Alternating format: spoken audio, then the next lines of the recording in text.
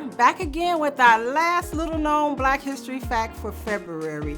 Our last little known Black History fact is Sojourner Truth.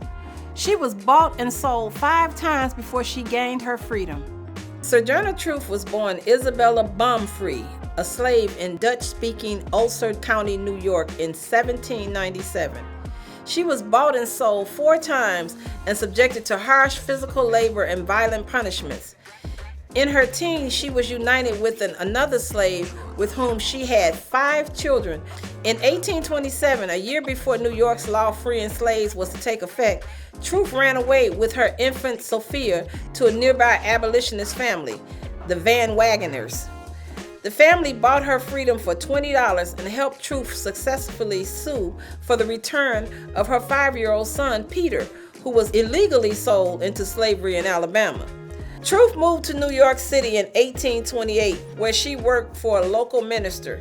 By the early 1830s, she participated in the religious revivals that were sweeping the state and became a charismatic speaker. In 1843, she declared the Spirit called on her to preach the truth, renaming herself Sojourner Truth. As a preacher, Truth met abolitionists William Lloyd Garrison and Frederick Douglass. Garrison's anti-slavery organization encouraged Truth to give speeches about the evils of slavery. She never learned to read or write. In 1850, she dictated what would be her autobiography, The Narrative of Sojourner Truth. Truth survived on sales of the books, which is also bought in her national recognition. She met women's rights activists including Elizabeth Cady Stanton and Susan B. Anthony, as well as the temperance advocates, both causes she quickly championed. During the 1850s, Truth settled in Battle Creek, Michigan, where 3 of her daughters lived. She continued speaking nationally and helped slaves escape to freedom. When the Civil War started, Truth urged young men to join the Union cause and organize supplies for black troops.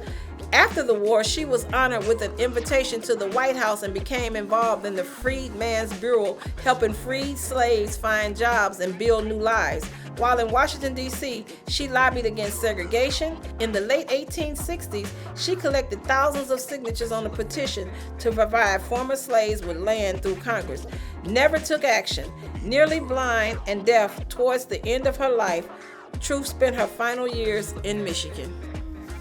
Sojourner Truth, thank you so much for your strength and your resilience. It will carry us through and give us as Black women something to build on. Thank you for being our last little known Black History fact of 2024.